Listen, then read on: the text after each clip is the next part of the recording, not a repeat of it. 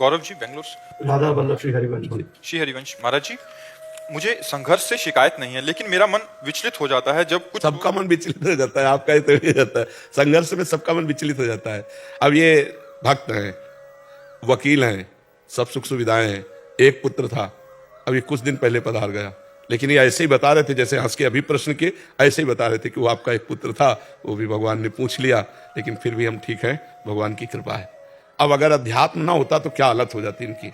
अध्यात्म को जानते हैं, अध्यात्म में चल रहे हैं, तो तब वो सहन कर पाए, हंस के बात कर रहे हैं। अकेला पुत्र हो, सारा जीवन पिता का तो पुत्र के लिए ही है ना, सारा वैभव सब कुछ उसी के लिए, और वही चला गया, तो अब जीवन निराश ना हो जाए। लेकिन देखो आज भी ये निराश नहीं। संघर्ष सबको दुख देता है, संघर्ष सबको कड़वा लगता है, पर सबको संघर्ष से आगे बढ़ना होगा। ये कह रहे हैं, पर छल कपट करने वाले जो सहारा लेते हैं वो मतलब बहुत आगे निकल जाते हैं। कुछ आगे नहीं निकलते, वो ऊपर चढ़ाए जाते हैं पटकने के लिए।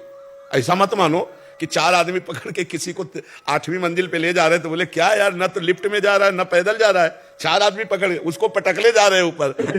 महाराज जी, हाँ भाव, हाँ सांसारिक उन्नति में इतना ध्यान दिया, अब आध्यात्मिक उन्नति में आपकी शक्ति चाहिए महाराज जी। आध्यात्मिक, अच्छा जैसे ये हैं, तो जब इनका चिंतन हुआ तो मेरा हृदय शीतल हुआ कि हमारा बोलना सफल हुआ, क्योंकि सबसे बड़ी घटना ऐसी होती है। नहीं तो ऐसी स्थिति में माता पिता मतलब बिना आंसू बहाए मुस्कुरा के, कि भगवान ने उसे पूछ लिया, जैसे मान लो किसी पदवी पे गया हो, बड़ी ऑफिसर बना हो, और उस तरह से, तो हमें लगा कि हमारे शिष्य भी हैं, तो हमें लगा कि हमारे अध्यात्म का हाँ सदुपयोग हुआ इस समय। इसी के लिए अध्यात्म होता है कि ऐसी विषम परिस्थितियों में, संघर्ष में हम मुस्कुरा के निकल जाए उनसे। तो ये तो सत्य है कि सबको जाना है, लेकिन ये भी सत्य है कि पिता अपने पुत्र के लिए सब कुछ लगा दिया, और जब वो पुत्र ना रहा तो पिता का जीवन क्या होगा। लेकिन ये लोग प्रसन्न है, यही अध्यात्म का बल है।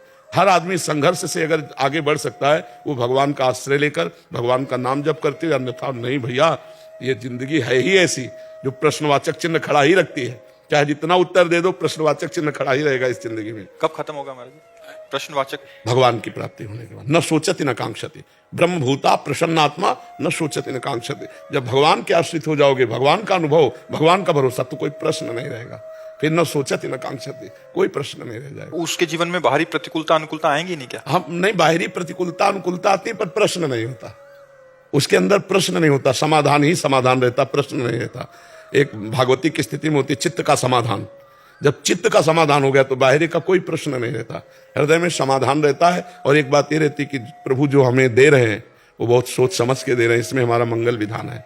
मानो प्रभु ने हमको ये स्थिति दी तो मेरे लायक है, और प्रभु ने जब दिया है तो इसमें मंगल विधान छुपा हुआ है, तो इसलिए कोई प्रश्न नहीं रहता। भक्त के जीवन में जो भी घटना घटेगी वो प्रभु के द्वारा ही होगी। अब उसका प्रारब्ध पीछे रहता है, भगवान आगे रहते हैं। इसलिए संघर्ष में जीवन तो सबका है, कोई ऐसा नहीं कह सकता कि मेरा जीवन संघर्ष में नहीं। हाँ, कुछ क्षण ऐसा हो सकता है कि अनुकूलता रहे, फिर दूसरे क्षण प्रतिकूलता आ जाती है। तो इसलिए नाम जब करो, भगवान का आश्रय रखो, तो संघर्ष से पार हो जाओगे। नहीं, बड़ी बड़ी कठिनाई है। जिसको हम दिल दे देते हैं वो जब जाता है तो अपना जीना मुश्किल हो जाता है, नहीं हो जाता है। मतलब पत्नी है, पुत्र है, माता पिता, जिससे हम प्यार कर बैठे, अधिक प्यार हो गया, और वो जब जाता है तब हमारा जीना मुश्किल हो जाता है।